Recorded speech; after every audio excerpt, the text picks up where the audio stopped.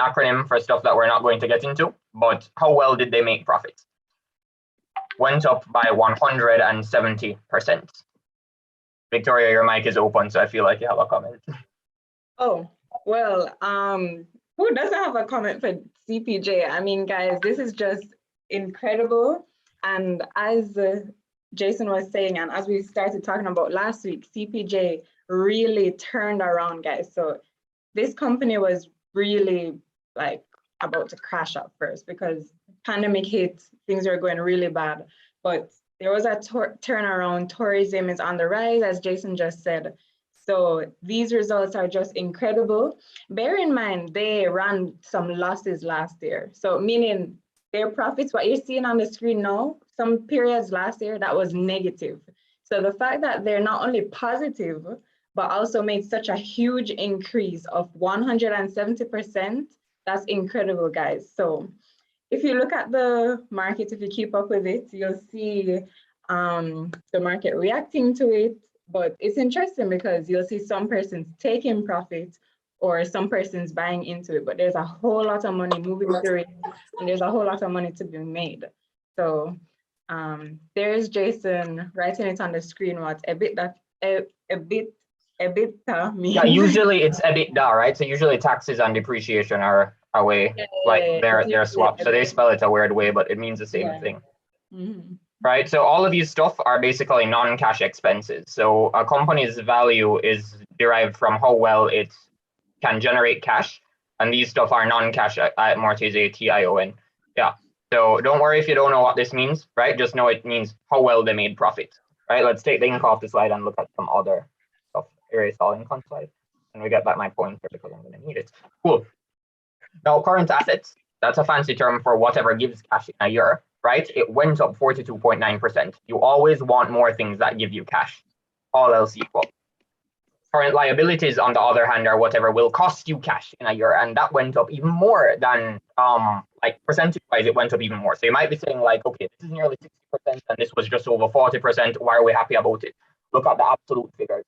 This is still 15.77 million versus 9 million. So even though you were starting at a lower thing, the ratio between the two, right, 2.01. You want it Goldilocks, right? So you usually want it between 1.5 and 3. If you don't have enough cash to generate what's costing you, then you're about to go underwater.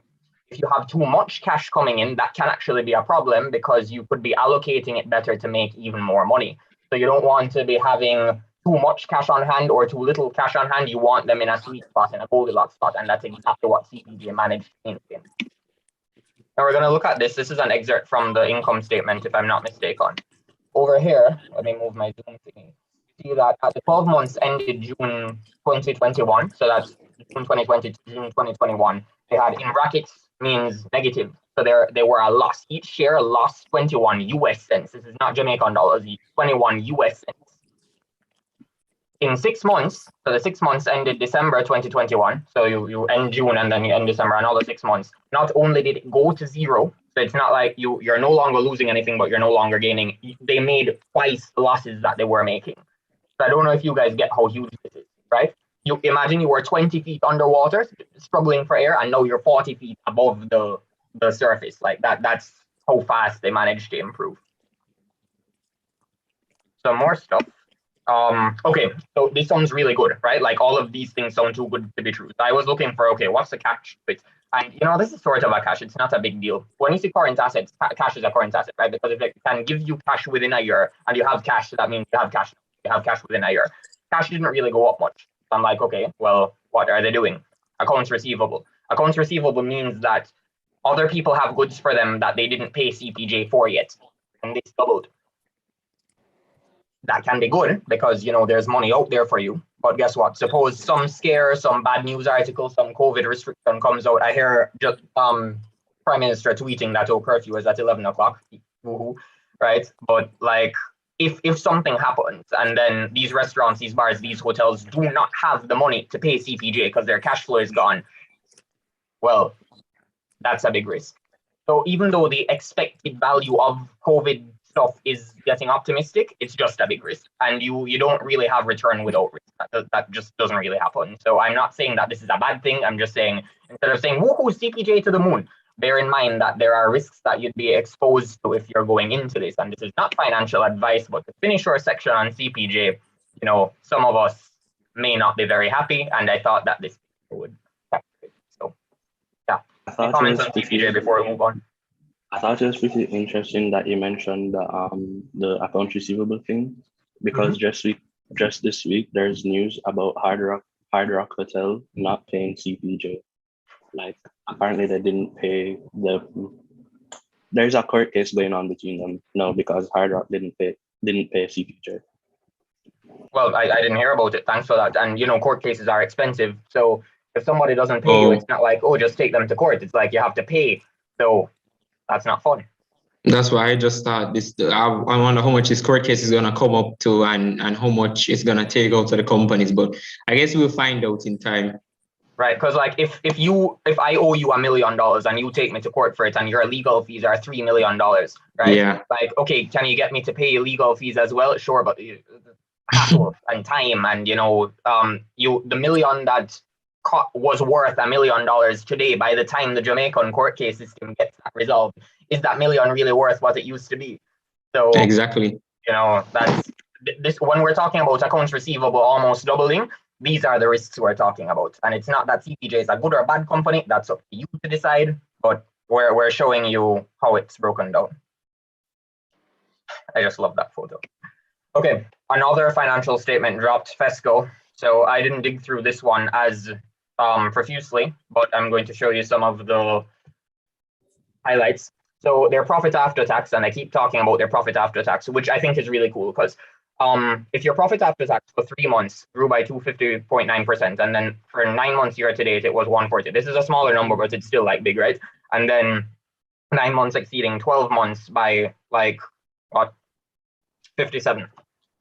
The shorter the time period and the bigger percentage, you're starting at a bigger percent. So like those are just big steps. And that's why we have Mr. Krabs like bathing in money right there. So those are really apt numbers to put for the overview. I'm going to confess I didn't really read through further, so I don't know what catches there are to this, but I thought it was pretty interesting.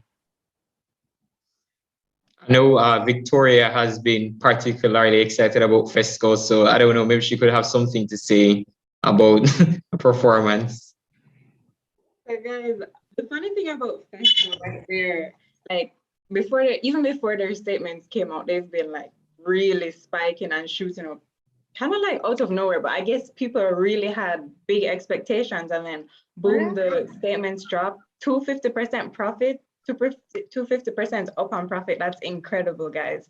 And get this, the IPO came out at 80 cents. Okay, 80 cents, and it hit $5. Less than a year ago. Less than a year ago. So if you kept Fesco from the IPO, like, imagining profit right there. So I think it's really interesting. And then the good thing about Fesco too is that, so they're primarily a gas station, right? They have other streams of income. But the thing too is that they're pretty forward thinking in the fact that they're also preparing for when EVs are, EVs are on the rise, but when they're more normalized, more prominent, that's the word, thanks. So that's the good thing about their business model. They're prepared. They're not just cashing in profits now from gas stations, but they're also prepared for the future. So I think they're a very likable company in terms of what they do and how forward thinking they are. And they have so many different streams of income. So if you look at any of their statements or any of the documents they put out, you'll see how many different aspects they have. So they're not just a gas station, but then they have this, I think it's called Mr. Breakfast. So if you're stopping at the gas station, or even if you're not getting gas, you just need some breakfast, you're stuck in traffic on Mandela or something, you didn't get to make breakfast before you leave home, you stop, buy some breakfast, and boom, that's more money for Fesco. And you think they're just a gas station, but no, there's so many streams of income. So I think that's pretty cool. So. And then I've actually heard that many gas stations, most of their profit actually comes from like where the I don't know if concession stands. I don't think concession stands is the right term, but where people buy food and where people buy like different products. The area off beside the gas station. That's where a lot of the profit margin is made. But Yeah, it's a thing that a lot of gas stations tend to do, apparently. And then Festa has the plans to go into cooking gas and LNG. Yeah. So That too. bright future. Yeah. That It's too. pretty cool how even if you didn't get it at the IPO, right? It was an Yeah. IPO. IPO. Yeah. Like, so this is year to date, right? Meaning at the start of this year, we're in 2022, so the beginning of 2022 until now. It opened at around $2.88, and then like its last traded price, like yesterday, was almost $5. So if you this is another thing, and again, not financial advice, but if you believe a company is good, it doesn't mean that, oh, you're buying it too high. Then again, it could mean that you bought it really high and it's going to plummet. So it's like you don't know what's going to happen. You just have to trust your better judgment. But yeah, it's interesting. I mean, Cisco hasn't been something on my radar big time personally, but I'm not skeptical about it. I'm just like, oh, eh. So I'll leave it to persons who are more informed to talk about it. All right, moving on. So what's this company?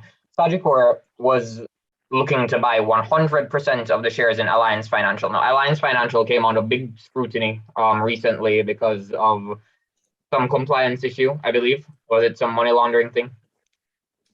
I think if my memory serves me right, it was actually about them carrying out exchanging foreign currency without doing it the legal or proper way. I don't know, Yeah, like it's some kind of like informal way, but I don't know the deep details about it. Maybe Matthew knows about it more.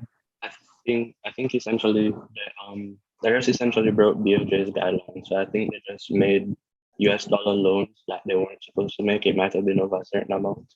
I'm not too sure, but it's something having to do with improper loans that they did.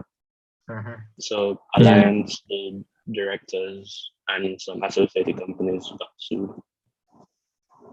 It's interesting that, you know, such a big stake, like, oh, let's buy Alliance. And further on the Alliance thing, Vasco Financial was looking to onboard agents who were with Alliance Financial Limited. So we see Simon Johnson's tweet down here, like how much remittances are going up. And even during the pandemic, like when everybody was still like paranoid, because right now some people are paranoid, some people are like, oh, it's over. When most people were paranoid, remittances didn't really stop in Jamaica, like you would expect, but they did not. So Western Union, other remittance companies, they were making a killing. That's why GK's stock inflated so much during the pandemic. People were confident in it. So if Vasco Financial can get an additional 10% of the market, that would be pretty huge.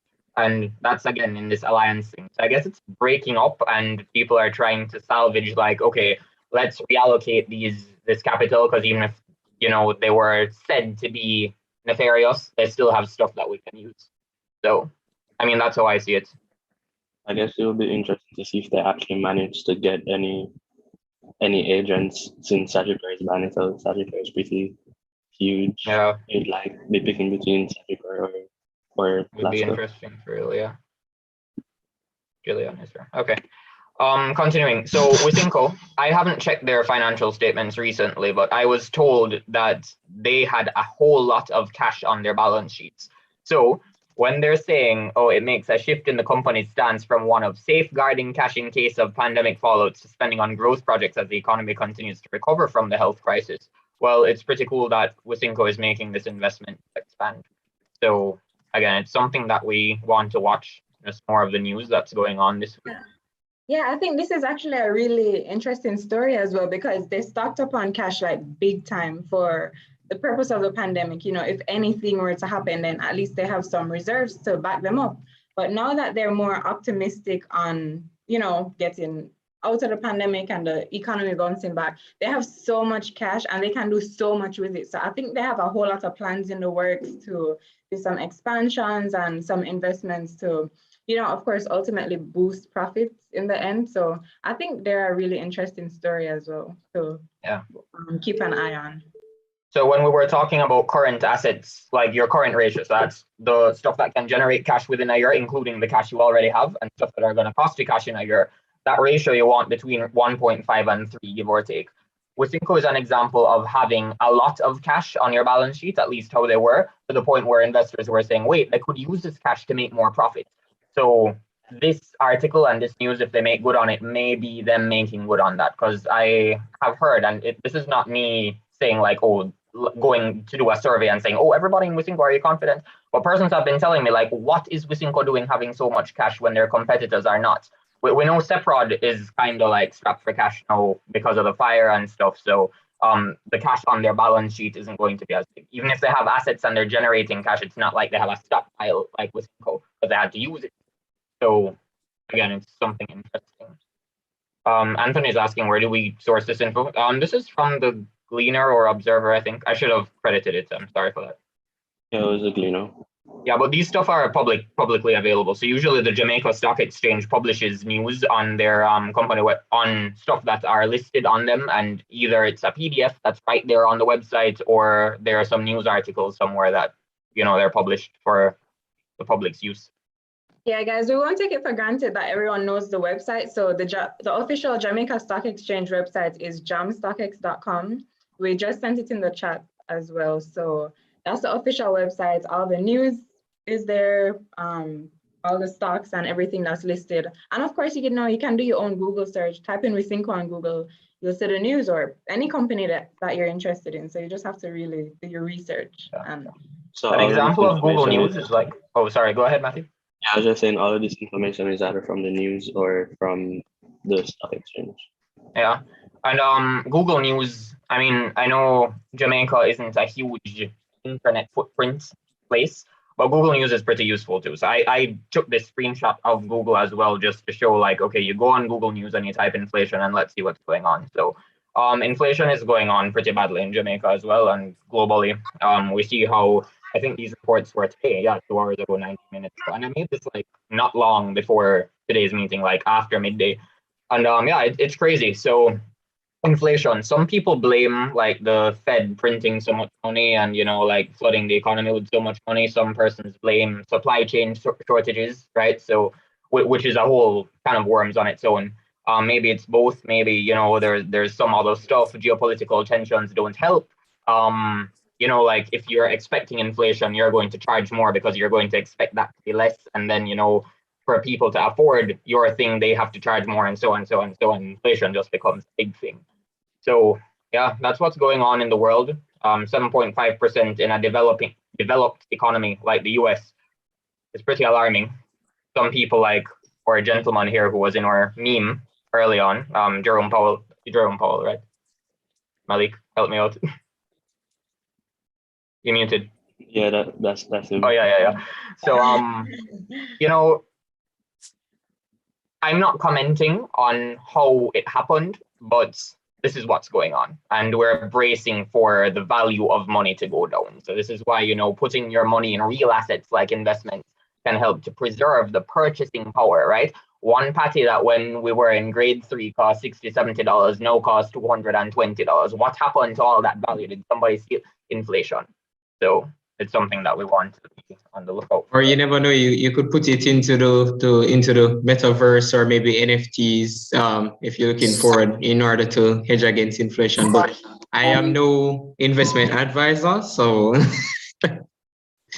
yeah. Right. I mean, this is why investing is so important. Hedge against inflation and then make real gains, because you're not really making gains until you catch up with inflation. So it's important to catch up and then make gains. So invest, guys, invest.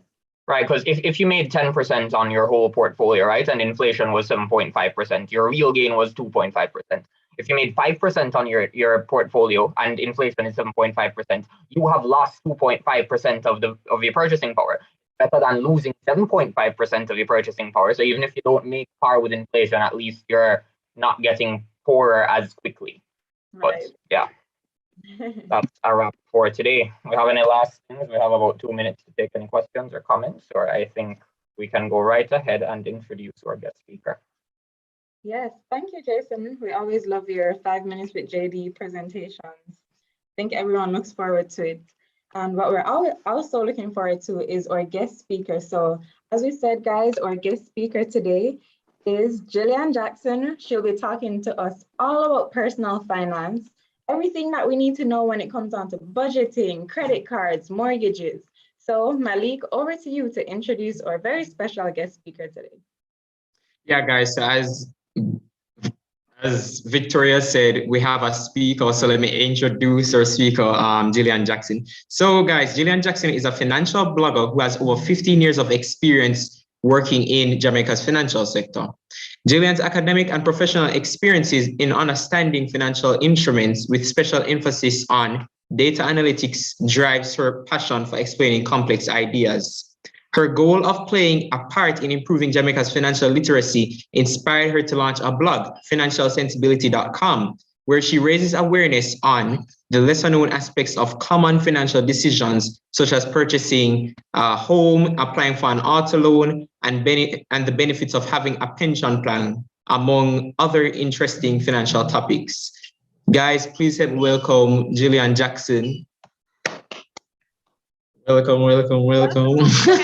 Hello, young investors. I just want to start off by saying I'm really proud of all of you for taking the time out to learn more about investing and to get that knowledge in from a young age. It's very admirable. So kudos to all of you for even arranging this, and I'm happy to be here to present to you. Can I share my screen? Yes, I can. We just made it focus. All right, no problem. I'm going to go through a little presentation that I hope to incorporate some of the questions that you had ahead of time. But to start off with, I wanted to just show you guys a little quick video, very quick. You may have seen it already. If you've seen it already, forgive me, but I found it super fascinating. So I wanted to start off by showing it to you as a kind of talking point for us today. What you okay, what's assets? Assets are things that bring money into your bank account. What's liabilities? Liabilities are things that take money out your bank account. Entrepreneurship is the act of becoming an entrepreneur. What's entrepreneurship? Entrepreneurship is a process of setting up a business or businesses. Taking on a greater than normal financial risk. What's an entrepreneur? Entrepreneur is a person that organizes and operates a business or businesses. Also taking on a greater than normal financial risk. What's financial mean? Money. And what's risk mean? Chance. Come on. What does it mean to own stock? When you own a share of a company. Come on. What's real estate investing? Real estate investing is when you invest in a immovable property. What's the two types of real estates? Commercial real estate and residential real estate. What's commercial real estate? Commercial real estate is property for businesses and workspace, like an office, store, or land. And what's residential real estate? Property to live on, like a house, apartment, or condominium. Come on. It comes with extra fees when you have real estate, you feel me? Mm-hmm. Daddy tells you how many times he pays his state property tax a year. Once a year. What's the type of maintenance fee? Cutting grass. Come on. What's HOA? Homeowner Association. And what comes along with that? HOA fee. Come on. And when it comes to the brokerage percent, what percent is that? 7. Come on. What's equity? Equity is the difference between what your business is worth minus what you owe on it. Also assets minus liabilities and debt. Good job. What's credit report? Credit report is like a report card letting you know how well you did by paying your money back you borrowed. And how does credit affect your life? The better you keep your credit, the more opportunities you'll have to get funding. And what large purchases like? A car or a house. Come on. All right, I'll stop it there. You can watch it on YouTube. It was viral a couple of years ago, but I keep it in my arsenal because I'm so fascinated that an 8-year-old can understand and learn those concepts at such a young age.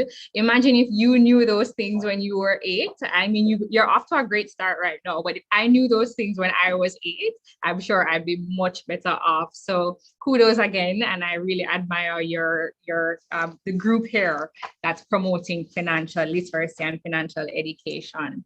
So I'll start off by talking a little bit about personal finance and what personal finance is. And that father kind of explained many of the aspects of personal finance when he was talking to his son.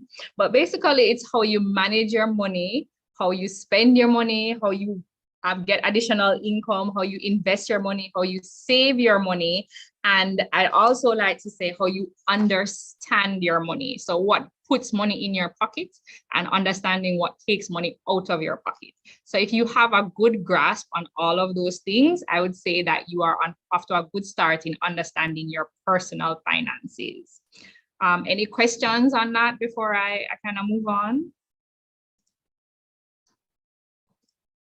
All right, I want us to have a little bit of interaction. So I'm going to invite you to go to slido.com. You can use your phone, or if you have another computer, you can, or another screen, and take part by entering the code here, 812836, and it will bring up a few questions. It's not a lot, just a couple questions to let me think, see how you guys are thinking today. So slido.com, and I'm going to launch it. The number is here if you haven't seen it yet, 812836. And my first question to you guys, in one word, what would you like to take away from this session today?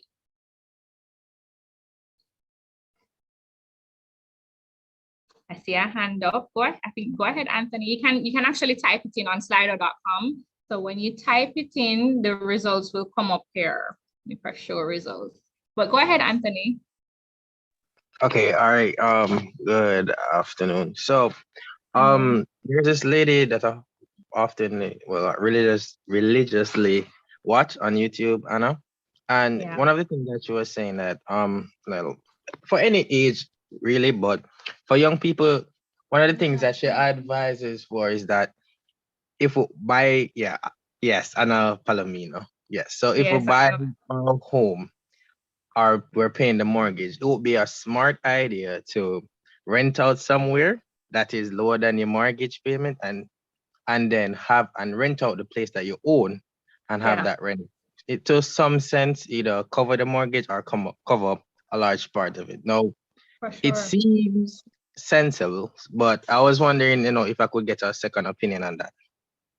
So it depends on, I have a whole section on mortgages and renting, but it depends on your age and stage of life. I would say, as a young person, if you have somewhere to live now and you're not paying for it, getting an income property will be extremely beneficial. Because if you have a mortgage and you can rent it out for more than your mortgage costs, then that's extra income to you. And how mortgages work, you know that they remain relatively stable over time. So the payment that you make on a mortgage is relatively consistent over 20 years or 30 years. But you can increase the rent by up to 7% per year, as allowed by the rent board. So the fact that you can make a payment that's relatively consistent and predictable, but you can also increase your rent to get extra income over time, it makes sense to buy out a property for investment to get that additional spread in terms of income from renting it out. If you don't live anywhere and you are still paying rent, it's a mathematical calculation. And I have a calculator on my website, financialsensibility.com.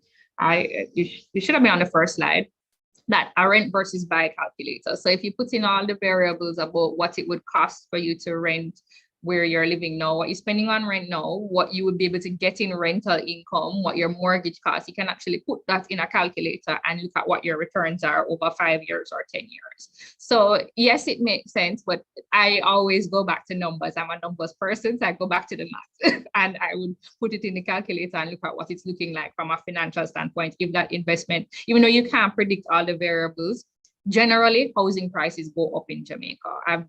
There is no crisis, even the housing crisis of 2008, they didn't decline in any drastic way. Prices went down minimally. So you can have a fairly consistent return by investing in real estate.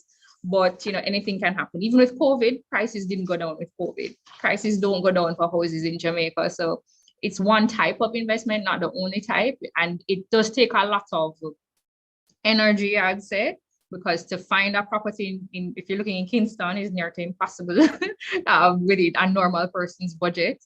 So you'd have to probably go outside of Kingston, or you find something smaller or something in an area that is not necessarily near to you, or things like that. So there are a lot of factors and variables, but research is your friend when it comes to real estate. You have to know the market that you're going in, know the area that you're trying to invest in, what can you command as a rent for that property.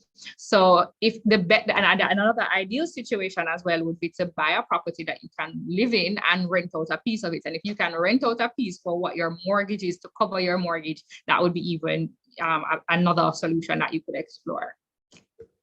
I hope that answers your question.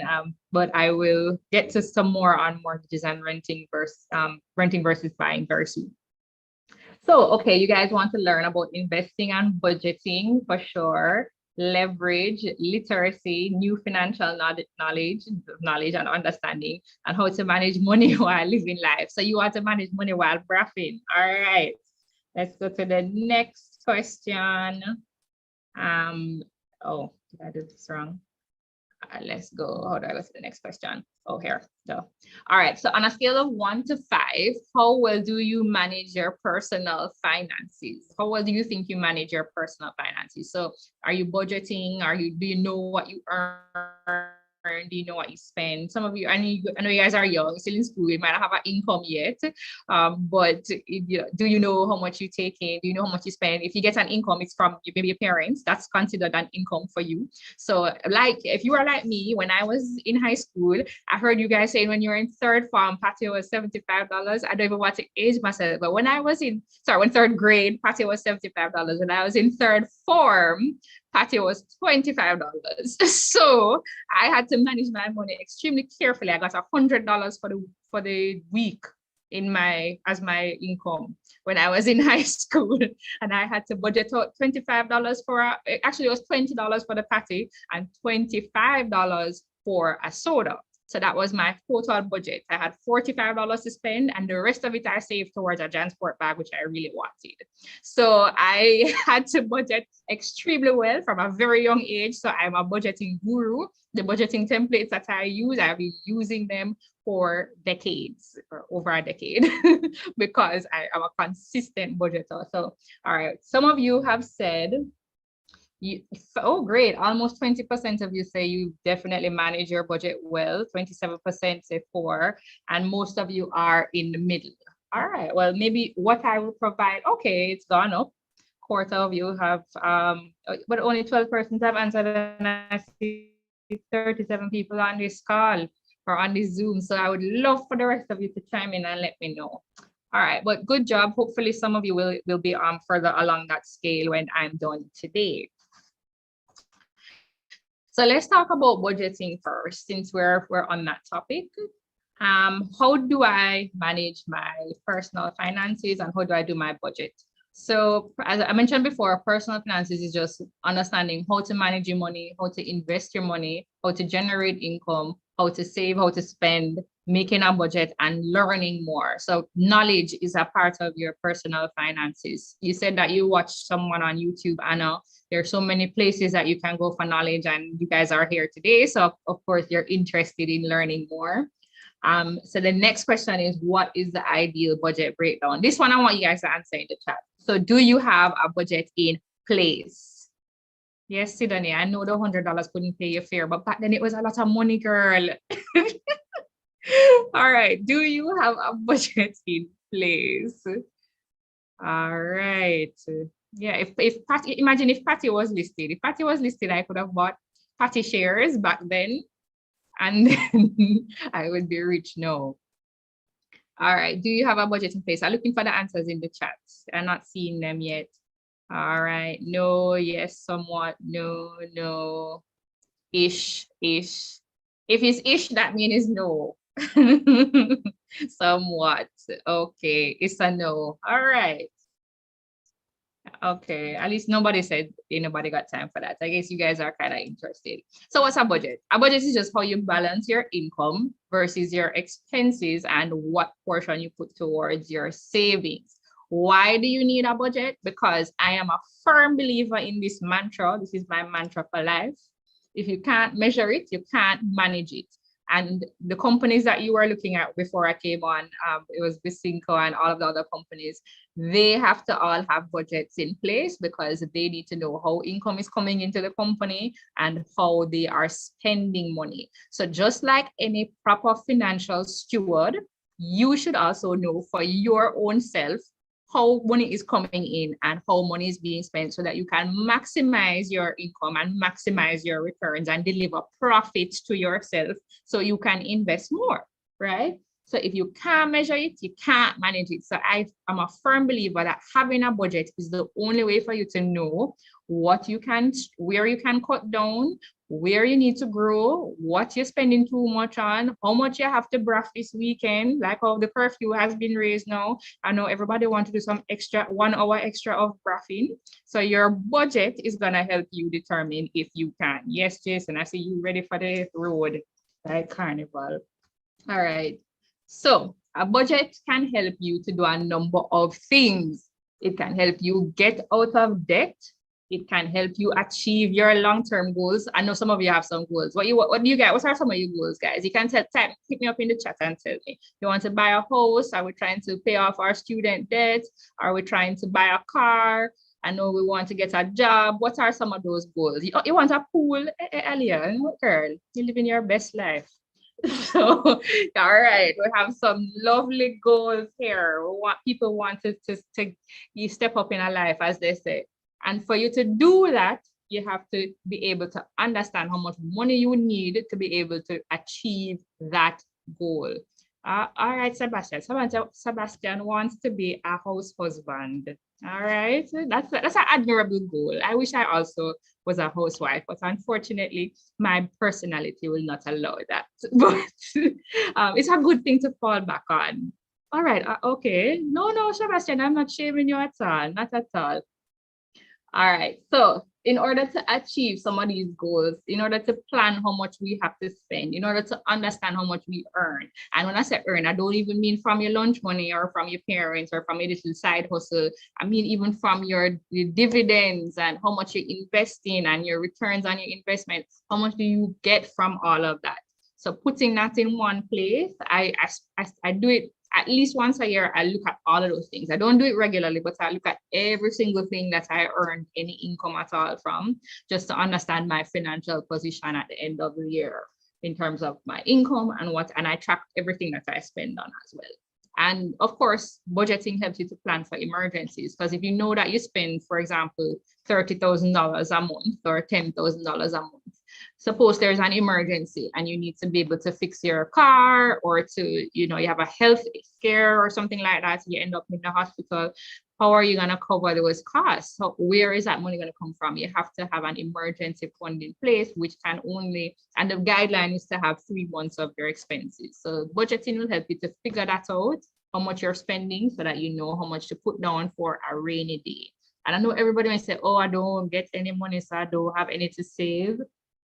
That's remember my story at the beginning. I can't take that as an excuse, because I remember I told you I got $100 a week and I was able to save 55 out of the 100. And I got my transport after a long time of saving and eating patty. So what's the ideal budget breakdown? All right, so forgive me for these circles being in the wrong place, but 50% of your budget should go toward your needs. Your food, shelter, transportation, and arguably clothing as well, but not no fancy, expensive clothing. So clothing that keeps you, covered, but not too elaborately covered. So food, shelter, transportation, your needs. Your wants that's where you have the, the Birkin bag and the Manolo Blahniks and all of those things. I know you guys are wearing these days. I'm very old school.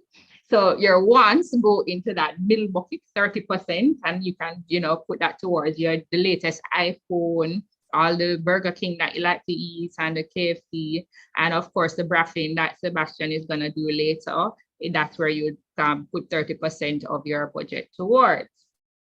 And then 20% should be spent on, should be saved or invested, 20% of what you get. So out of the $55 I had after I bought my patty, I should have saved 20% of the total, or $20 out of that 55, and put it away for my transport. I actually saved the whole 55, but at a minimum, you should save 20%. This is just an example of my budgeting templates. They're on my website, financialsensibility.com, and there are lots of them out there. I love Excel. I'm an Excel guru. I love Excel so much. I created one in Excel. I'm gonna do some work on it this year, but it allows you to just put in the expenses and it automatically categorizes them for you. I track everything I spend. Once a week, I'll go through and look at all my receipts and I put it in my expense tracker just to keep abreast on and to be able to build my budget. Because if I don't know what I'm spending, I don't know what to budget for. As I mentioned, there are other apps out there. No, I wouldn't put my investment in my spending. I put that in my stock spreadsheet. So the expense tracking apps, there's lots of them out there. You need a budget, Tip Yourself, Mint. You can download one of those, or you can just get these off of my website, financialsensibility.com. You can download the sample budget and the sample expense tracker. So the expense tracker actually feeds into this budget. So once you start populating how much you spend on everything, it will actually come up here. So you would spend some time and put this together at the beginning of the month, or I do all 12 of mine for the year, and understand what you're spending money on and determine what categories you'd have over here. And then based on what you spent in the past, you can estimate how much you plan to spend that month. And then when you finish tracking your expenses for the month, you'll have a good picture of what you plan to spend versus what you did spend. It's an eye-opening exercise. If you have never done it, at least do it for the first 2 months or the next 2 months for this year. Do it for February and March. And I promise you, it will help you to open your eyes. And if you be consistent with it, it will help you to become an avid saver and help you to have more to invest. I promise you. Yes, I know. It can be depressing at times, but don't run away from it. Embrace it. If you don't know, you're not going to change. That's the first step is acknowledging. First step is acknowledging. So you have to understand what you're doing so that you can make it better, right? I know it's depressing sometimes. You'll get better over time. As you guys start to get your big jobs in finance and all over the place, then your budget will be a more useful tool for you. Any questions on budgeting? My website is financialsensibility.com. You can access lots of templates there, the rent versus buy calculator, the budget templates, and mortgage calculator, all sorts of other things on there. And so just a quick follow-up question. So on Malik's note of where's the FESCO, how much would you recommend to put, how much of your budget would you recommend to put into investing?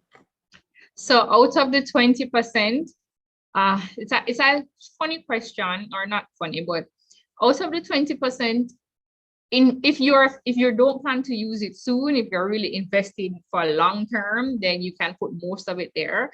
I work in a financial institution, and yes, we encourage persons to save. Some bank accounts are, of course, safer for you. You get little to no return on it. So I definitely encourage you to invest more, but it also depends on your risk tolerance. So if you speak with your financial advisor, they can guide you on how much they think, based on your age and stage of life and your risk tolerance, you can afford to invest. So out of the 20%, I would say as much as you feel comfortable with that. If you don't need the money right now and you're looking for long term, put it down and don't think about it and don't trouble it. But if you are, if you're saving for a specific goal, as a short-term goal, like buying a JanSport bag, you can just put it in a regular savings account. I hope that helps. So for everyone who has been asking, how much is a good amount to start with? How much is a good amount to invest? There you have it. If you follow Jillian's advice, put some, say 20%, or if you can save more, then sure, and then put whatever you can of that savings into investing. So there's never too little to invest, guys. So that's just a reminder to keep that in mind.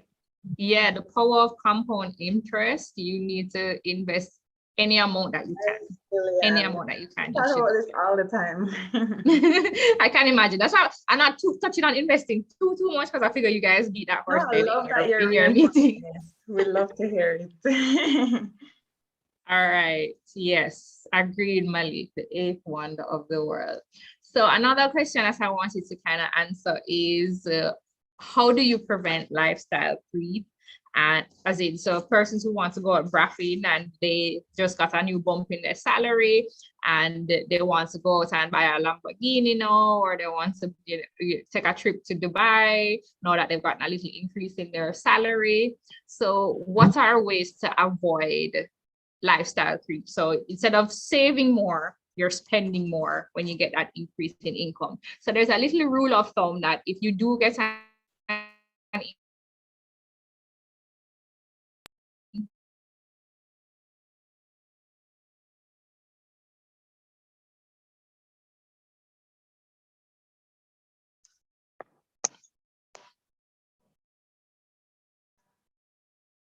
Okay, guys. Abigail, it looks like Jillian is frozen. Let's just wait for some time for her to come back. We're still seeing her stream. It's not like that is gone. I'm gone. Am I still? Are you guys hearing me? We're hearing you now. You're back now, yeah. Yeah, you're back. Sorry. I got a little thing that my internet was unstable. I don't know what the last thing you heard from me was. I apologize. But I was saying that if you do get an increase in your income, you should try and save at least 75% of that difference.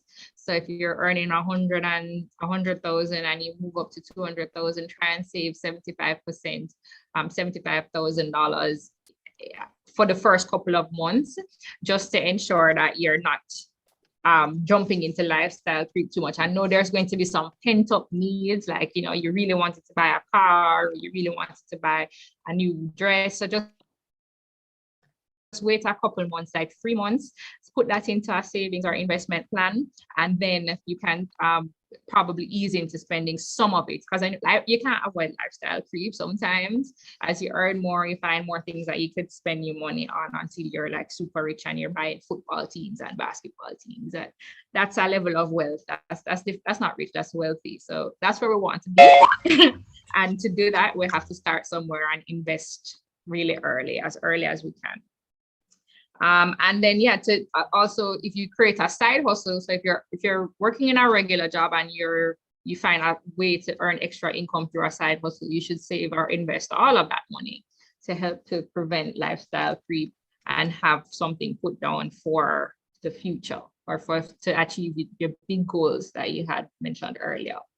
So you know that there are different types of income. The active income is the one that you have to go to work every day. You have to, physically put effort towards those jobs.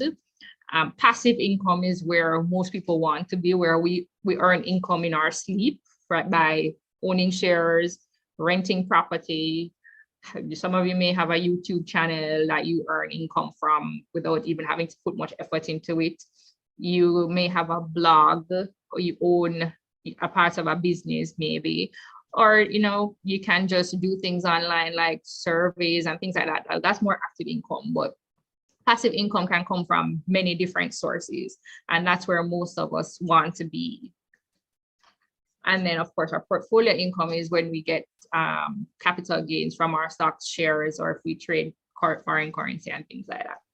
So those are the income types that we can think of when we're trying to think of what we're going to do as a side hustle or to get more money into our budget. These are things that we can consider. And then on the expense side, you should think about, when you're budgeting, thinking about all your expenses, which ones are fixed and which ones are variable. You may not have many of these right now, maybe just food, transportation, clothing. But I wanted to throw a question out to you about some tips for reducing expenses in any of these categories, just as a team, so we can share ideas so that we know how we can cut down on some of the money that we're spending. So what are some of the tips that we can use for reducing spending in either utilities, groceries, eating out, home repairs, medical? You guys have any thoughts on how we can reduce spending on these? Budgeting. Yeah, All right. I say budgeting, and Malik said the same thing too, because it's like being intentional about reducing your expenses. So if you're disciplined and you stick to your budget, then that's the best way. Yeah, I like the suggestion. Go ahead. I saw Sebastian also say buying things in bulk. I know things in bulk usually come cheaper when you do all the calculations. So that's good. And instead of eating or cooking in home, in your house as well, is a good option. Yeah, I've been doing better at this. Bringing my lunch to work with me. I have a little lunch kit here. It's very cute and fancy. I bring it every day so that I make sure it's cute so that so that I actually do want to put food in it and bring it to work with me. So different than hand demand. Oh, go ahead. Sorry. Funnily, when KFC increased their price the other day, I was saying that, that doesn't really have anything to do with me because I'm personally like a home kind of guy. So people were going crazy and said, oh my gosh, they're raising their prices again. So I guess that's a push to, cook at home and save some money instead. But yeah, exactly. Exactly. That because of inflation, I heard the talk about inflation earlier. Because of inflation, a lot of us have to start strategizing and finding ways to get things cheaper. So KFC raising their prices, groceries raising their prices. We have to come up with some ideas now, guys, to make sure that we don't get caught in those price raise traps. So Sebastian, Sebastian and me, Sebastian said, befriend a handyman and get cheap repairs. All right, Sebastian, that's a good way to save money. Pool with friends, that's true. And for you, utilities, invest in renewables. Yes, I like it. I love it. I love it. I have something I'd like you to comment on, Jillian. Sure. If you'd be kind enough. There's this book, the Richest Man in Babylon, like an intrapersonal finance thing. And in it was coming out like, yes, save, but if you deprive yourself too much, you'll start to hate it and you'll probably just like go cold turkey. You won't care about it anymore. You'd be back in the position. So for persons who really enjoy eating out, maybe, cooking at home 100% is not the best approach, right? For persons who I don't know, they're not in a position to buy in bulk. Maybe their income isn't enough to make that upfront purchase, or they live by themselves. The stuff will go bad. They don't have a big enough freezer. How would you suggest that someone find the right balance for them? Because I understand that everybody's different, so a one size fits all advice might not always be appropriate. How would you go about, advising someone to find that balance? Yeah, that you raised a really good point. Finding the balance is key, and finding what fits your circumstance is key. So again, I take it to the math. Sometimes you just actually literally have to math it out and say, well, I'm spending $5,000 eating out every month. I get $2,000 at the beginning of the month, and then I'm spending $10,000 when I get $2,000 every week, but I realize I'm spending $5,000 on food eating out for the week or the month. So it's mathing it out to kind of see, well, based on what I get and based on what it would cost me it's trial and error too. So if I actually bought food and cooked 1 day a week or 2 days a week. So I cook on a Sunday and I try and box everything out for the rest of the week. So if you try that strategy or try another strategy, or you just try to cook for 2 days for the week and see what am I spending on that versus what am I spending buying KFC every day. So it to me, a lot of things boil down to a math equation. And of course, not everything can be math, but your emotion. I eat out. I'm not saying that I don't eat out. It's not 100%. I eat out. I'll order food every now and then, but find the balance, like find what works for you, what your tolerance is. Sometimes I recommend all of you read the book Atomic Habits. It's a very good book to kind of put you in the mind frame of how to change a habit that you want to intentionally change. So if the habit is eating out, or if the habit is not saving enough, that book can really push you towards understanding how habits are formed and how you can do better to change a habit that you have to change it. And then if you do want to change it, then that can kind of guide you. There's a free audiobook for it on YouTube, so you don't have to actually buy the book. You can just listen to the free audiobook. It's a very good listen if you're trying to change a specific habit. If I can just comment one more time, because you really struck a chord. Like, that's one of my favorite books of all time. Awesome. He said, James Clear was saying to stop right about when you're about to get uncomfortable. So right at that level where you're pushing past it, you're making progress, but you're not to the point where, oh, it's so hard and I can't do it again. So for somebody like me who's diehard on eating out, right? Instead of eating out 3 times a week, I'll try to start with, cut it down to 2 for maybe a month. And see if I can do that. And maybe I do it once a week the following month, and maybe once every 2 weeks the next month. So just because budgeting is hard now doesn't mean it's something that you have to do cold turkey. You can just work up to it. Amen. I like it. I definitely agree with you 100%. you should do everything in stages, not cold turkey. So and it's a learning process for you when you're going through exercise of budgeting. Like, okay, I'm spending $120,000 on food, or I know that's an extreme example, or groceries. How can I cut it down to 150 or 110? You know, pace yourself. You can pace yourself over time, and you will be surprised at how well you can do small improvements. That's the premise of Atomic Habits. You make small changes which have a multiplying effect over time. Yeah. So these things may or may not apply to you, but these are some tips to help to adjust your habits when you do have a budget and you do have expenses. You should always pay yourself first. That's one thing that I'm a strong proponent of. So whatever you're saving or investing, pay yourself first and then pay your other bills next. Not to say that you must neglect any of your creditors, but you should put your money down for savings first. Don't see what you have left to save after you spend. Put down what you have to save first and then see what you have left to spend. And that should be how you kind of approach the budgeting. Oh, thank you. Thank you for whoever put the link in the chat. That should be how you approach a budgeting situation. And then if you do have any debts, hopefully none of you have too much high debt right now, like credit card debt, you should pay down your high interest rate debts first and be practical about developing an emergency fund, like putting some money aside in case of an emergency, right? I will skip those two. Yeah, so an emergency fund, generally, if you're single, you should have about 3 months of living expenses. If you have a family, you may want to have 6 months. And if you have an older relative that lives with you, 8 to 12 months of living expenses. Any questions on that before I go on to credit cards? Yeah, I have a question. Sure. I've seen the idea where people say invest your emergency fund. What do you think of that?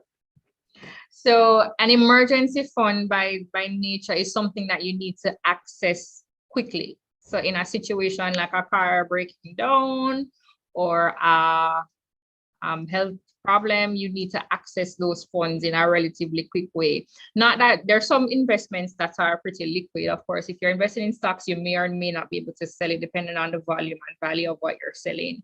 You may or may not be able to sell it quickly to get your money in the space of time that you need it. If you're investing like in real estate, then you're definitely not going to get it in the time for an emergency because those type of transactions take a very long time. So the circles that I'm in, the budgeting circles and the circles are on this topic, they kind of propose and advocate that an emergency fund is something that you should have in a bank account or in a an account that's easy to access. A credit card can also be used as an emergency fund tool. So a credit card is something that you have at your fingertips. You can swipe it and access it immediately. And then maybe you can transfer the money from your investments when you do get to liquidate them or cash them out. You can transfer it to the credit card to pay it off because you have a space of time usually to pay off a credit card. So that's another way that you can approach it. But in general, if you do invest it, then it should be something that you can access pretty quickly. Yeah, a money market fund is another way that you could probably a better way to save your emergency fund. Should you have one? Of course, you know, that 8-year-old that you started the video, you know, imagine how many investments you have already. you should start doing any type of investing and saving from as early as you can, because as we mentioned, who said it was in compound interest was the 8th wonder of the world, and that's not a joke. So the younger you start, and I had it in this presentation and I took it out, but the younger you start, the better off you are. There was a hand up a while ago. Please go ahead and ask your question if there is somebody. Hi, so quick question. So the 3 months you suggested for the reserve fund for us like university students, would that still apply? Yeah, could be beneficial to have it. I mean, if you have another means to rely, if you have someone else to rely on for your emergencies, then maybe not super important right now. But you know, anything can come up. When I was in university, I had a car, and so if I had issues in my car, there was nobody for me to call on. So I had to save my money in case of an emergency. So I guess it depends on your situation. All right. Yeah. Credit cards. So credit cards, unless are there any more questions on that? Okay, so I got this question about the benefits and the pros and cons of credit cards. I have credit cards. I've had them for many, many years. And I use my credit cards how the banks hate people using their credit cards. So we have two types of people who use credit cards. They're transactors and they're revolvers. I am a revolver. So transactor, sorry, I'm a transactor. Sorry, I'm a transactor. So transactors, they pay off their credit card bill in full every month. They're not giving the bank any interest. They're only spending what they already have. So I only spend on my card what I have in my bank account.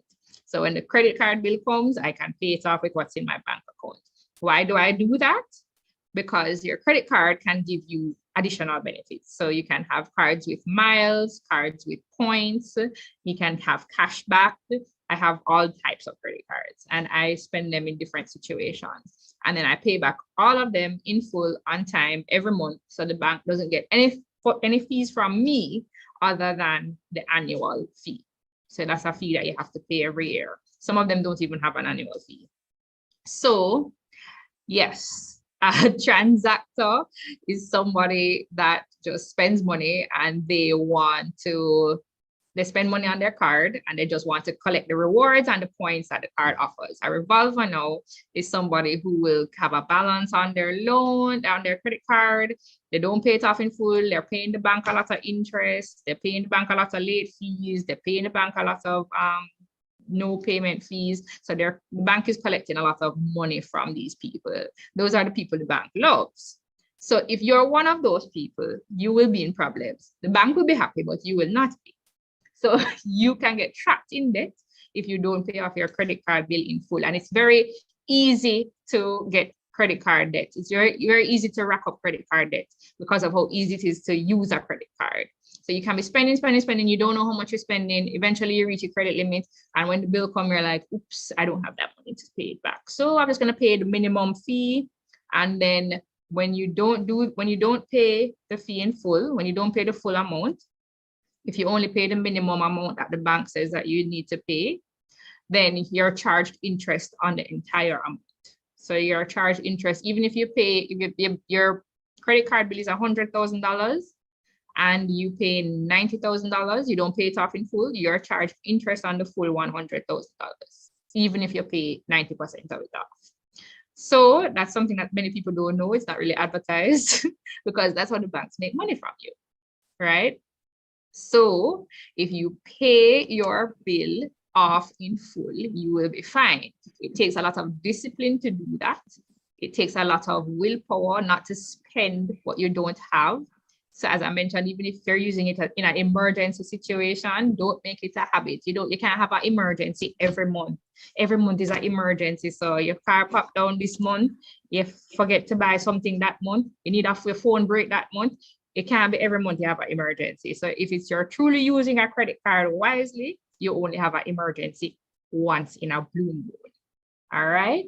Yes, Khalil. The minimum fee is deceptive because you think that's all you need to pay and you are fine. But when you don't pay the rest, you have to pay off many, and credit cards have the highest interest rates. Does everybody know that? Credit cards in Jamaica and all over the world, the interest rate is upwards of 35%. An unsecured loan is 15% or 9%. So it's the same type of product, but the credit card, because it's so easy to use and it has a larger risk, the rate is higher. Go ahead, Anthony. Yes, 35%. So forgive me for not remembering the name of the basically the person who owns the credit card that usually just use it for the benefits, right? Now, I Yes. wanted to ask, so you said that it's advisable for us young people to have a credit card. And I would like to be that type of credit card holder. Would Yeah. it be advised? Would it be advised to just use it for small purchases and then just pay it off by before the end of the month? Absolutely encourage that 100%. Here's why. To build your credit score, and everybody knows that Jamaica has credit scores. I'll go into that that's like my next slide. But to build your credit score, that's one of the easiest ways to build it and to improve your credit score. And I'll tell you why you need to build your credit score in a little bit. But having a low limit card, like even $30,000 or $50,000, having a low limit card and just paying that back in full every month is a very good way of building your credit and building your credit score. Once you have a card that you're paying off in full, you're not carrying a balance, you're not owing the bank any money, you pay it off and don't pay it a day late, don't even pay it a day early. Pay it as early as you can before the date is due, so that it is cleared off and your account is cleared by the due date. If you do that on a regular, consistent basis, you will improve your credit. So I do encourage it. I have it here. It can help you to build your credit score. You can use it for emergency, should be emergency expenses. You can get rewards for like miles and things like that.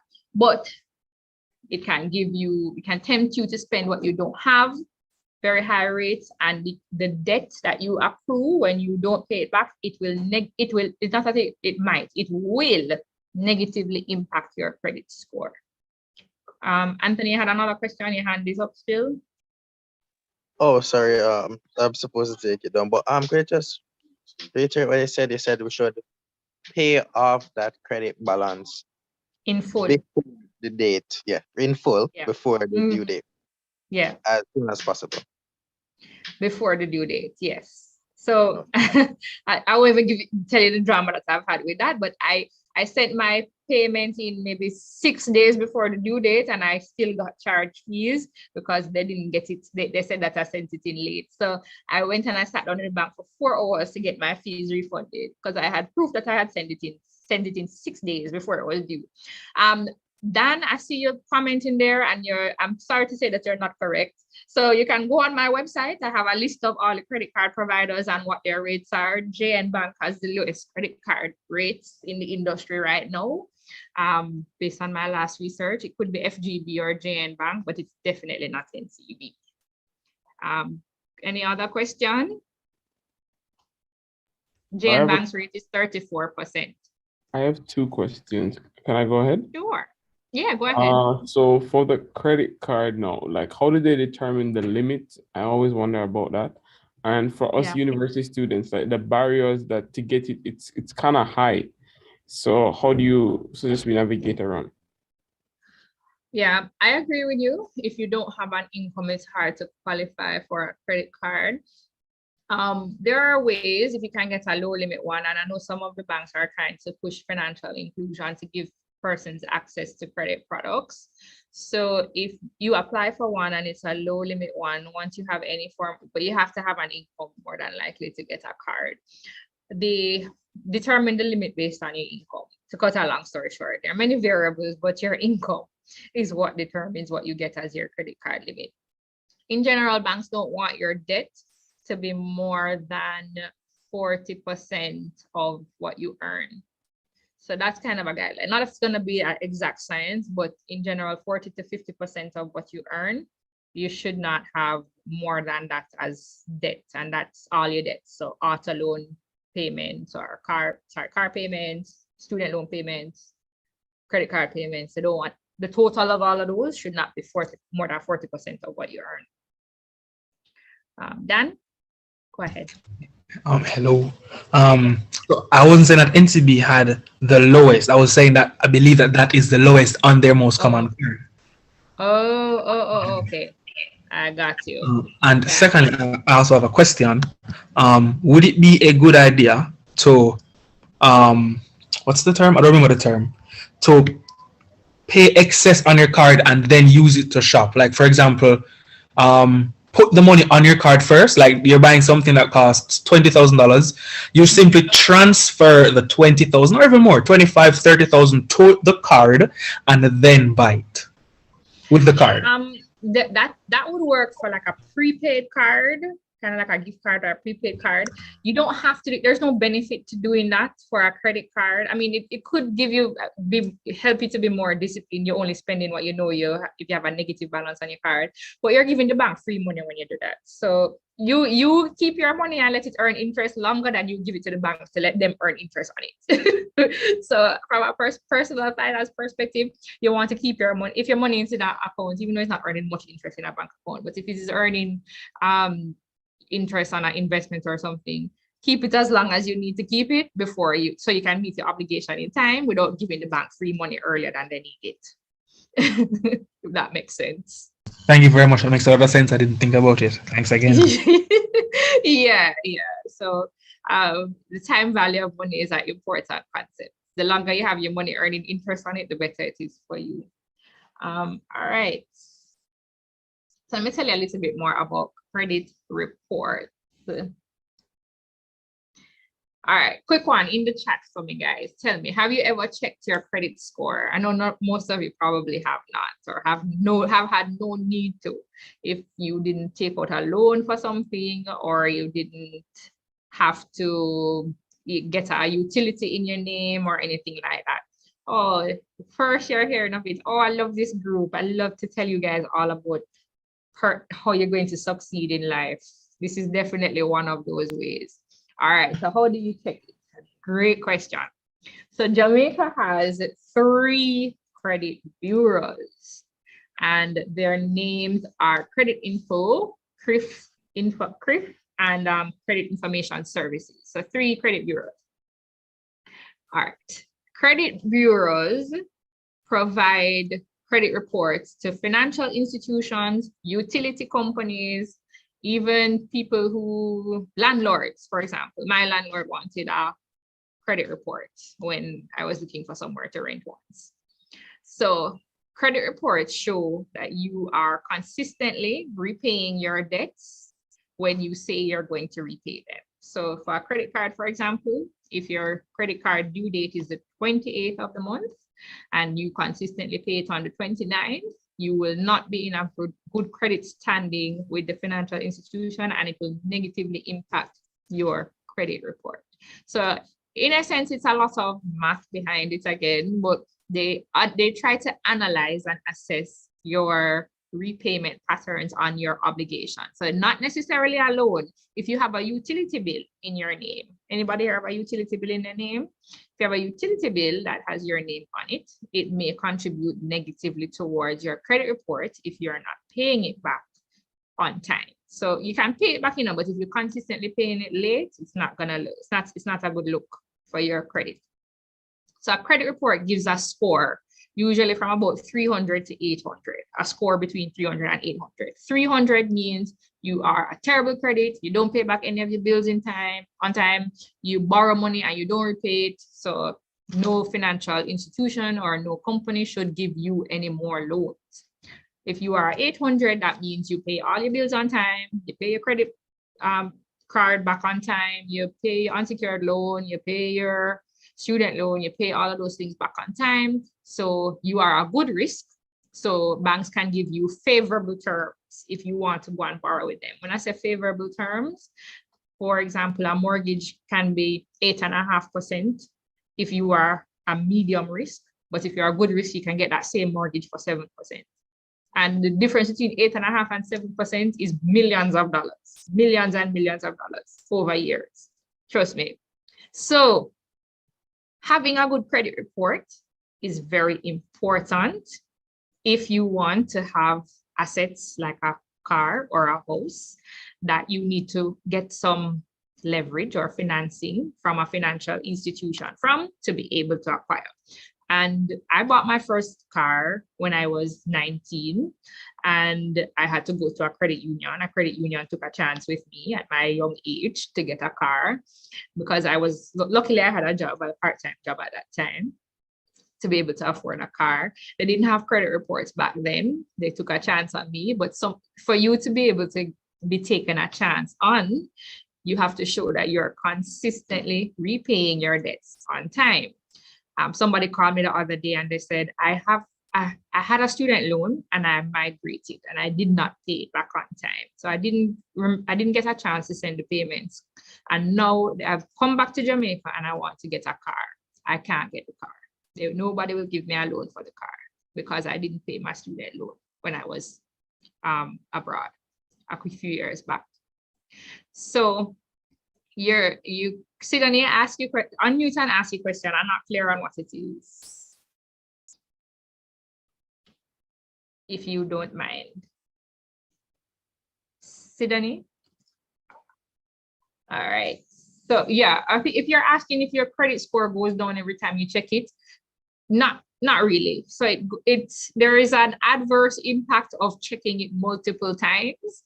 So if you are hopping around from NCB to Scotia to JN to the credit union to courts, if you're doing all of that in a short space of time, and every one of them are running your credit report, then it will impact your credit score.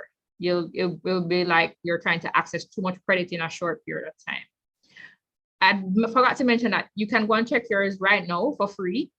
If you go on credit info site, they have an app on your phone. It will take your picture and you just enter your information and they verify that it's you and you get it in your email within 24 hours. So you can get your credit report emailed to you. CRIF, I think, is the same thing. You just email them. You have to send a notarized copy of a form, I believe. And no, see the big word here, free. It's free. You don't have to pay any money to get your credit report once a year, once a calendar year. So once it's December, you can get a new report the next year. So you can do it for free, but if you go to a bank is going to charge you to pull your credit report to understand more about your credit. But you can do it for free. So you can check your own credit for free. But when you're trying to get a loan from a bank, they will charge you for the credit report. You get one free check a year. One free check every calendar year. All right, so we're talking about, any questions on that before I go on to buying a home? Yes, per site. So you can it's 3 different credit reports. They mean 3 different things. So they often have 3 different. So how the credit bureau works is that the financial institutions have to sign up to report to them, or the banks or the investment companies or wherever it is that needs a credit report, they will sign up with different bureaus. So like JN may be on one and NCB is on the other. So all your loans with JN will show up on one and all your loans with NCB will show up on the other. So it's not necessarily the same score on each. You'll have some debts. If you have a personal loan or a payday loan, it may show up on one, but the other, it may not show up on the other. All right, any questions? Any more questions on that? Okay, one more question. Sure.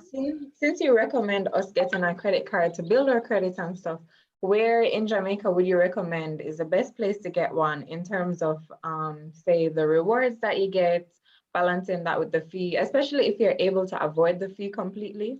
Where would you say is the best? So, all right, I'm gonna bring up my website super quickly just to show you, find my article on it. So my website is financialsensibility.com. I have an article here, just search for it, on credit cards. It's a little bit outdated, to be honest with you, but it gives you a good idea. It's called Credit Cards in Jamaica, and it will give you an idea. Where did it go? This table will show you the annual fee, interest rates, and the rewards for the credit cards across Jamaica. I did it a few years ago, so it may need a little bit of updating, but in general, the fees remain relatively in the same range. So you can check it out, financialsensibility.com/credit cards in Jamaica. I'll put it in the chat. Okay, great, thanks. You're welcome. If you don't want any, Jane's card doesn't have any rewards on it, which is why it has the lowest rates, the lowest interest rates, but there are other cards that have low rates as well that gives you something. Okay. Right? Okay. Thanks for that question. That's a very good question. I'll work on updating it when I find some time. I do have the information. I just have to put it together on the site. Okay. No Yeah, man, no problem. All right, so we're on to mortgages. And the question that I got was, what do I need to qualify for a mortgage? Which is a good question. Just like any credit products, you need an income. So you need to show that you have an income and you are your income is relatively stable. So you're going to be earning that income for the unforeseeable future. You have to have good credit. So you have to have a good credit report. So that's why checking your credit reports and ensuring that you have a good credit report every year. You may not know what's on it, so just check it to see if there's anything at all that could be on it that's incorrect. If there is something on it that's incorrect, you do have the right to raise it with the credit bureau, and they have to, by law, do what they can to change it or to correct it for you. So you also have to show that you are going to be able to afford the monthly payment. So having an income is one thing, but based on the property that you want to buy, and my website also has a mortgage calculator. So if you have to do some research when you're trying to buy a house to understand what properties cost. You can put that cost in the calculator and it will actually tell you what your mortgage payment would be based on the rates. That's the average interest rates out there, which are about 7% right now. So you have to be able to show that you can afford that payment, whatever it is that comes out in the calculator. And I remember what I said earlier about it being about 40 to 50% of your income.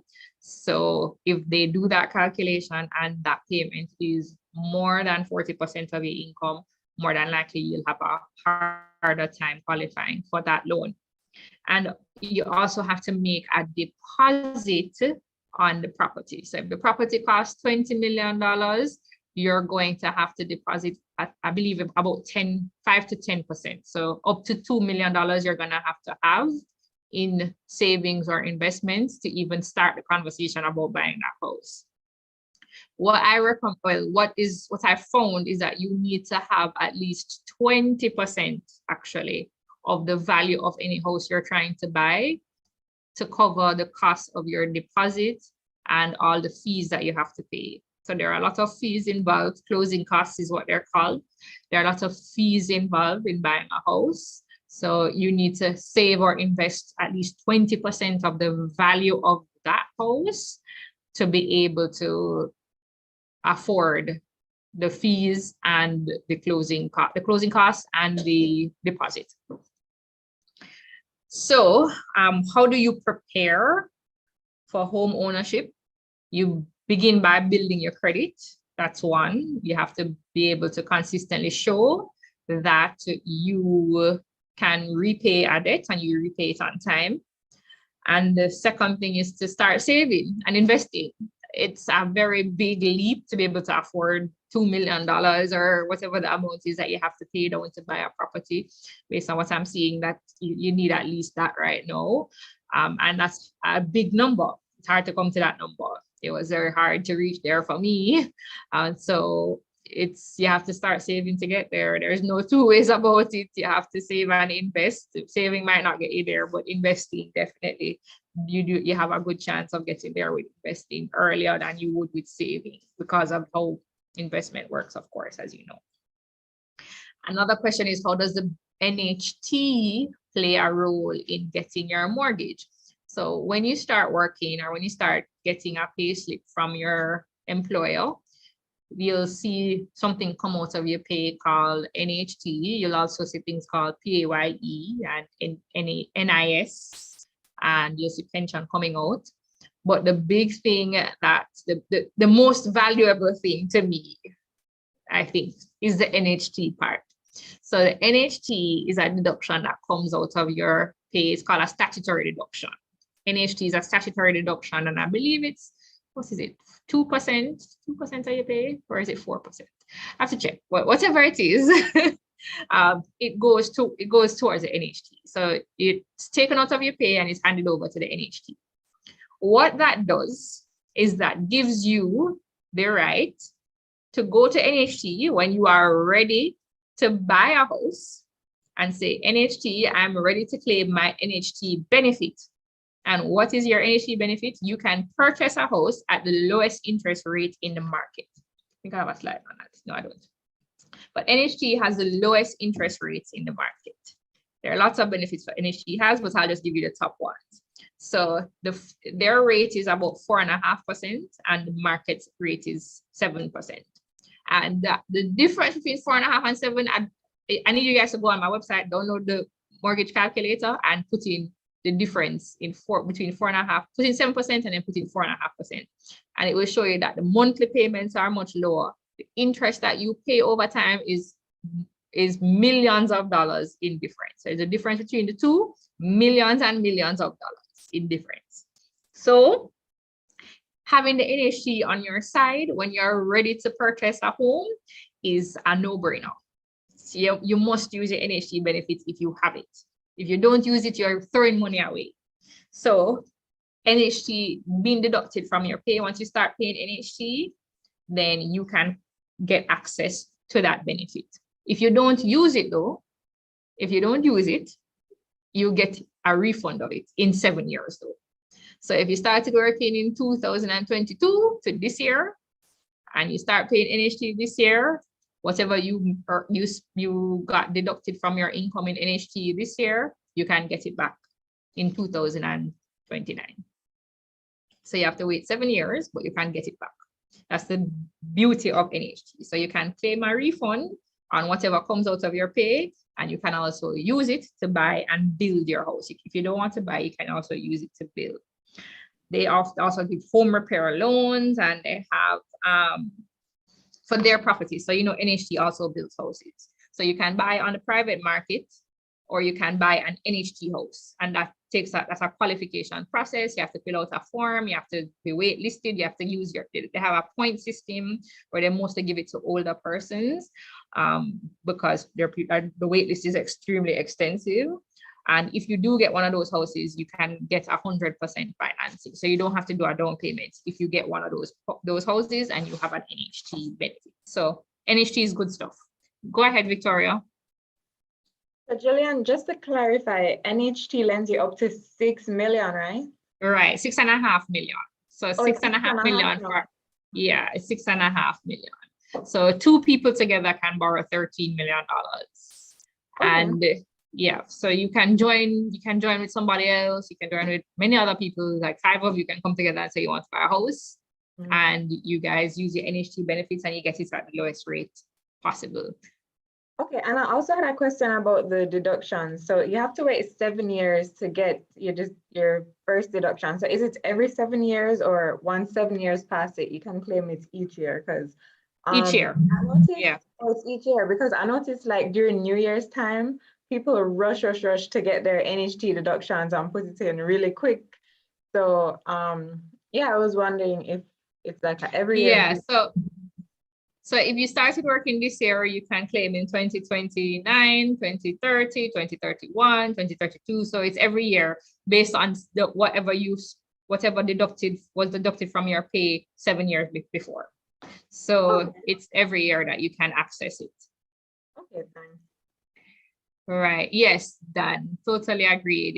It's a lot of people could not be homeowners if they did not join with other persons to buy their home. It's a sad situation because of how expensive houses are, but it's your best way to get a foot in the door easier to join with somebody else. Go ahead, Khalil. All right, so I have a quick question. So you said I could join with several persons. Is it that I need to have some type of familial relationship with the person to join with them? No, you don't. There's no, NHT doesn't stipulate the relationship you have with the person. Just be wise about what you're doing. I have friends in the real estate industry that have said that friends joining together to buy a property often does not end well, but there are some situations that, it's perfectly fine. It's just because of the fact that you guys may have different interests further down the line, and one of you might want to sell and one of you might not. So when that situation comes, so one of you wants to get back the return on your investment and one does not at that time, it can cause a little bit of friction. But yes, you can do it with anybody once you trust that person and you guys are aligned and communicate well and have the same goals. Does that answer it? Yeah, thanks. So it's only one person, right? And not two, not three, not four. It can be it can be 4 or 5. I don't think there's a limit. You can join with as many persons as you want. I could join like with my friends and like buy out the entire complex. You could, yeah. And actually NHT does have some scheme type, I forget what they call it, but yeah, they have things where persons can come together and buy like a scheme together, buy a whole property together and build and develop together if they want. Okay, thanks. Yeah, you can check out their website and look for scheme housing, I think it's called, or something like that, or how they pool loans, and you can always call them. So they have lots of great stuff over there. Go ahead, Dan. Drink some water. So I assume the answer to this will be yes. When you join with someone, you guys pay the same interest rate, right? Mm-hmm. 4.5%. How is the interest rate? Oh, so it's always 4.5%. No, it's not. I assume Okay. if you're all right, so it depends on your income. They have tiered interest rates, so it's up to 4.5%. You can. There's some people who qualify at 0%. If you're disabled, and if there's some other specific circumstances, you can qualify for a mortgage at no interest at all. So it's tiered, and it's tiered based on your income too. So if you earn between, like, I think 20 and 30,000, you pay a lower rate. If you earn less than 20,000, you pay an even lower rate. So it depends on how much you earn. Okay, thank you very much. Thank you. You are welcome. No problem. All right. So I think I'm on the last thing right now because we're over time, but renting versus buying, I touched on this already before. If you are deciding whether or not you should buy or rent, there are different pros and cons. They're on the screen. Renting gives you more flexibility in general, so you can move from place to place and you don't have to be worried about having to sell your house if you want to move. But of course, you don't have the flexibility to change up inside the house too much. So you can do a lot of revamping, and if you're somebody who's very creative and artistic and you want to be able to do things and change how the window look or change the door or something like that, renting is not for you. It's more affordable from the down payment standpoint. If you need to make that big down payment, that's a big barrier to buying. So renting doesn't have that barrier. You can, with 1 or 2 months rent, you can easily move from one rental place to another. Rent is more unpredictable. As I said before, mortgages are more predictable. So you can really plan out your expense that way with mortgages. Rent, as I mentioned, can increase up to 7% each year. And the overall cost of home ownership will tend to be a little bit higher because now you are responsible for all your repairs. When you rent, you can call the landlord and say, this one to fix, that one to fix. But when you own, you are the landlord. So you have to fix it yourself. And again, it does require a long-term commitment. So when you're buying a house, especially if you're buying it with somebody else, really think about it and think about how far in the future you want to be with this person. It could be a friend, it could be a mother, it could be a sister. Many a fights have happened over property and real estate investing. So I would advise you to think through it carefully. Go ahead, Dan. So I know you guys are telling me, so this is a very short question. I've heard it said that renting is cheaper in the long run, and that's like a secret that people don't know. Is that true? That as in it's always cheaper than buying a house to just rent in general? All right, it depends on what you call cheap. You'll be spending less money, but when you're investing in a property if you're buying a property and investing in it, and that property is appreciating over time, so you're paying the same mortgage, your rent can go up. So even if the rent goes up, it might still be cheap, but you're paying the same mortgage. So think about a long-term situation, 10 years. Let's think about a 10-year horizon. If you are investing in a property and, for example, I bought my house, my first house, I bought it for $26 million. My first apartment, $26 million. 5 years later, I sold it, and I sold it for almost double the price. So the appreciation that I got from the mortgage and the expense that I had to use to pay for the mortgage and pay for the house repairs and whatever, the appreciation in the value of the house made that investment much more worth it than the money that I would have spent trying to save with my renting. I mean, there are people that can invest wisely and get more on their return than that. So it really is up to the person. I have a calculator on my site. I have a rent versus buy calculator. You can actually put the money, put the numbers in, put how much you spend on rent, put how much you would have spent on a mortgage, put how much you think home prices appreciate by about 6% per year. So you can estimate that. But mine appreciated that much because I bought it at pre-construction. So if you buy properties before they're finished, you get it at a lower rate. So when it was finished and I was able to fix it up how I wanted it, it sold for much higher. So there are ways, it depends. It's not always a cut and dry answer to that. For me, the investment that I put into my house made it appreciate in value much faster than I could have gotten from saving that money elsewhere. So it is never a cut and dry situation. That's why there are lots of, have you ever read Rich Dad Poor Dad? If you've never read that book, he talks a lot of, yeah. So he got his income from real estate investing primarily. And I mean, he kind of encourages you not to do it where you live, but if you're buying a property for investment purposes, it will always work out. It will most likely work out in Jamaica, especially because prices only go up. So it depends. It depends on the situation. Is the short answer to that question. All right. So that's pretty much it. I don't know if you guys have any other questions, you can let me know and I will be happy to answer them before I go. Oh, let me go back to that slide. But yeah, I'll be happy to answer them before I go. This kind of just gives you a personality type of a renter versus a buyer. And yeah, I'll be happy to answer your questions now. Thank you so much for having me.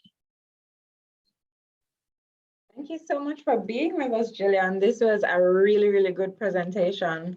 I'm sure we would all agree that you're one of the best guest speakers we've had. Very, very engaging, really informative. And we had a great meeting. So thank you so much for being here. See, you have some rounds of applauses going up in the chat or in the reactions. So yeah, we love your presentation and we learned so much. And we will be sure to remember all these things to help us in being successful in life and managing our personal finances. Sure. In the chat. No problem. Thank you, guys. And I will, if you can go back on Slido, I'd love to hear the answer to this question. You can do it after the presentation too.